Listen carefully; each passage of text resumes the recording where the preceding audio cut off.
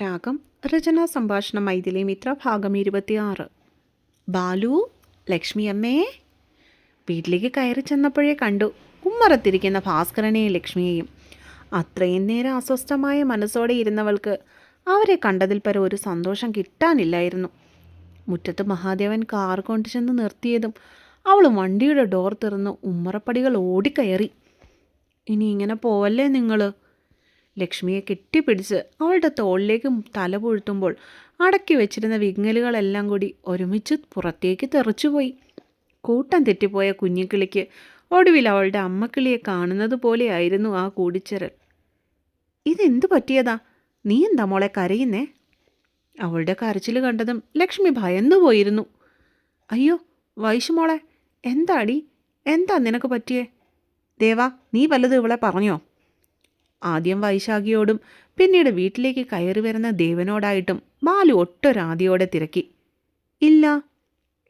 മഹാദേവൻ ലക്ഷ്മിയുടെ മുമ്പിൽ വന്ന് നിന്നുകൊണ്ട് അമ്മയുടെ തോളിൽ തലചായ്ച്ച് കിടന്നുകൊണ്ട് പൊട്ടിക്കരയുന്ന അവളെ ഒരു നിമിഷത്തേക്ക് ഉറ്റുനോക്കി നിന്നു. സത്യം പറഞ്ഞാൽ അവനും മനസ്സിലായിരുന്നില്ല വൈശു എന്തിനാണ് കരയുന്നതെന്ന്.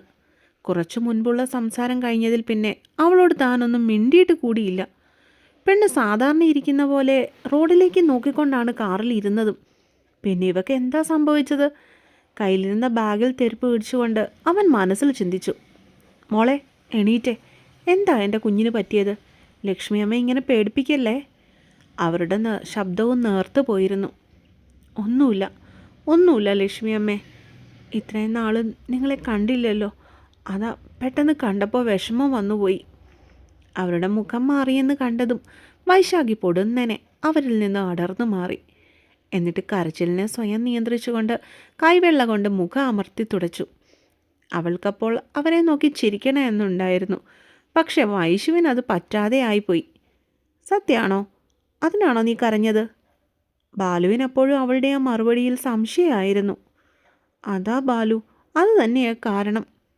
ഇത്തവണ അവൾ ചിരിച്ചു, സങ്കടങ്ങൾ ഒളിപ്പിച്ചു വെച്ചുകൊണ്ട്. ആ, ഞങ്ങൾ വിശ്വസിച്ചിരിക്കുന്നു. ലക്ഷ്മി അതും പറഞ്ഞുകൊണ്ടാണ് അവളെയും കൊണ്ട് വീടിനുള്ളിലേക്ക് കയറിയത്. അവർക്ക് പിന്നിലായി ബാലുവും മഹാദേവനും. ആഹാ, മോള് വന്നോ? അടുക്കളയിൽ നിന്ന് ഇറങ്ങി വന്ന വസുന്ധര പൊടുന്നനെ വൈശാഖിയെ കണ്ടതും ഒരു ചിരിയോടെ ചോദിച്ചു. ഇപ്പോൾ വന്നേയുള്ളൂ ആൻറ്റി. അവളും ഒരു ചിരി മടക്കി കൊടുത്തു.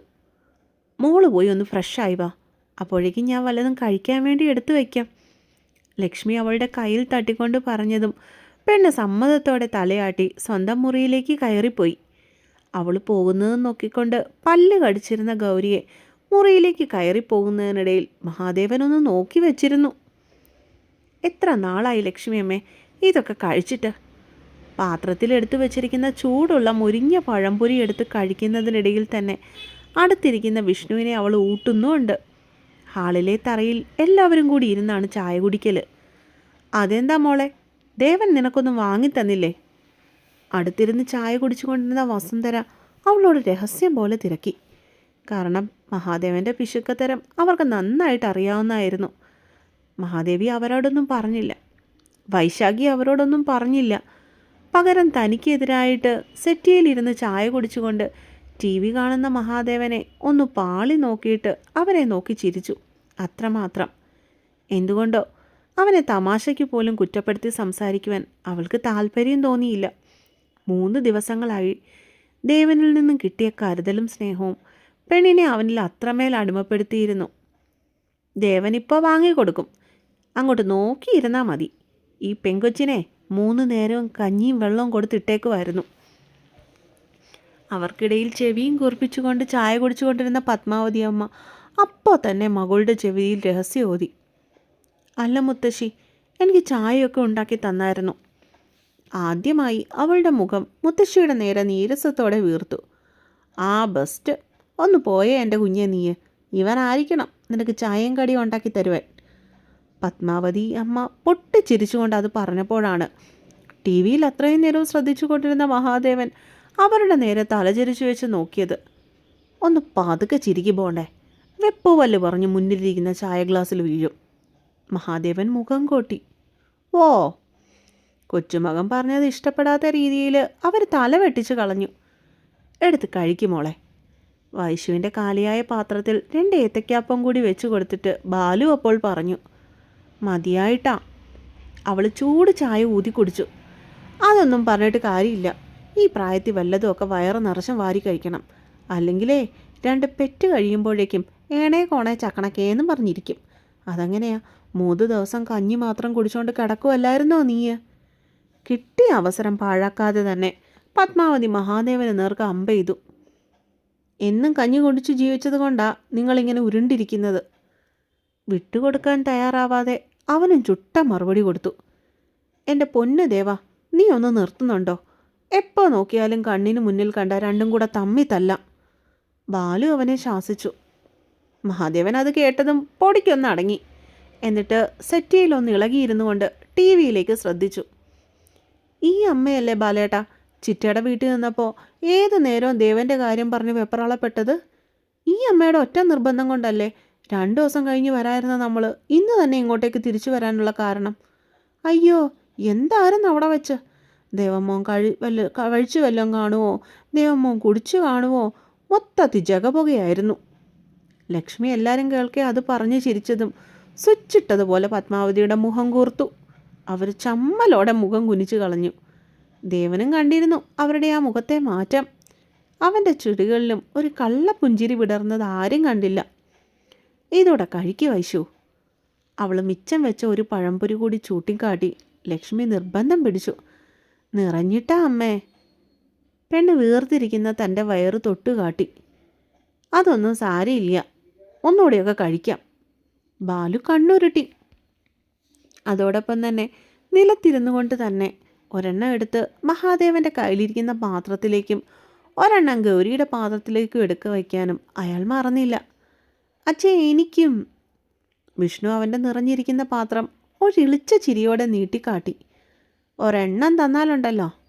ഭാസ്കരൻ വെറുതെ അവന് നേർക്ക് കൈയോങ്ങി. വിഷ്ണു ചിരിച്ചു. ഇതൊരു സ്വർഗം തന്നെ. വീണ്ടും കളിച്ചിരികൾ നിറഞ്ഞ മംഗലത്തെ വീട് കണ്ടപ്പോൾ വൈശുവിൻ്റെ മനസ്സും അതുപോലെ തന്നെ സന്തോഷം കൊണ്ട് നിറഞ്ഞിരുന്നു. അതേസമയം വൈശുവിനോട് സ്നേഹം കാട്ടുന്ന ആ വീട്ടുകാരെ എല്ലാവരെയും കാണേ ഗൗരിക്ക് അസൂയ തോന്നി. ഒരു വാടകക്കാരിക്ക് ഇത്രയും പരിഗണനയോ? എന്തിന്?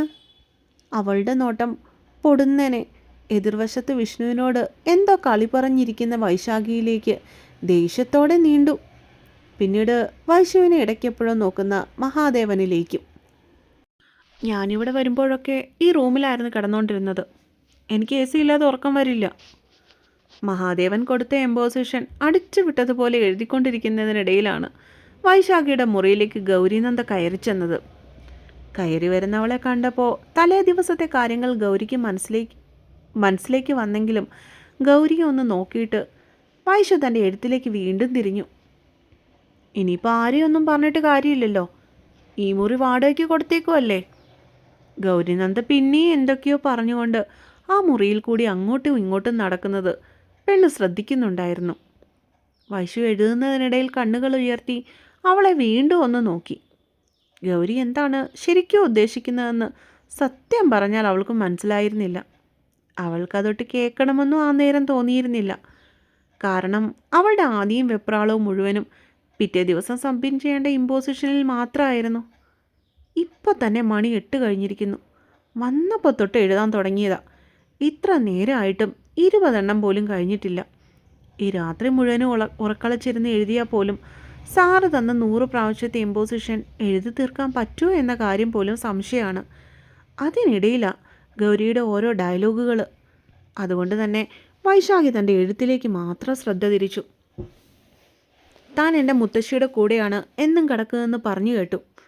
അങ്ങനെയെങ്കിൽ എനിക്കിവിടെ ഒന്ന് കിടക്കാമായിരുന്നു. അവൾ വൈശാഖി ഇരിക്കുന്ന കസേരയുടെ അടുത്തേക്ക് വന്ന് ടേബിളിൽ കൈകുത്തി നിന്നു. എനിക്ക് എഴുതാനും പഠിക്കാനും ഉണ്ട്. കിടക്കുമ്പോൾ ലേറ്റാവും. അതുമല്ല, മുത്തശ്ശിയുടെ മുറിയിലിരുന്ന് എഴുതുവാൻ അവിടെ മേശയും കസേരയും ഇല്ല. അവൾ തൻ്റെ താല്പര്യമില്ലായ്മ തുറന്നു പറഞ്ഞു. അങ്ങനെ പറഞ്ഞ എങ്ങനെയാ? താൻ എന്നും മുത്തശ്ശിയുടെ കൂടെയല്ലേ കിടക്കുന്നേ? ഇന്നിപ്പോൾ ഞാൻ ചോദിച്ചുകൊണ്ട് മാത്രമാണ് ഇവിടെ നിന്ന് എഴുന്നേക്കാത്തത്. മനഃപൂർവ്വം. എങ്ങനെയെങ്കിലും അവളെ അവിടെ നിന്ന് എഴുന്നേൽപ്പിച്ചു വിട്ടിട്ട് വൈശാഖിയുടെ മുറിയിൽ കിടക്കുവാനുള്ള തത്രപ്പാടിലായിരുന്നു ഗൗരിനന്ദ. പ്ലീസ് ഗൗരി, എനിക്കിന്ന് എഴുതാൻ ഒരുപാടുണ്ട്. മുത്തശ്ശിയുടെ റൂമിൽ പോയാൽ ഇതൊന്നും എനിക്കിന്ന് നടക്കില്ല. അതുകൊണ്ട് ദയവ് ചെയ്ത് ഗൗരി ഈ മുറിയിൽ നിന്നൊന്ന് ഇറങ്ങിപ്പോവോ?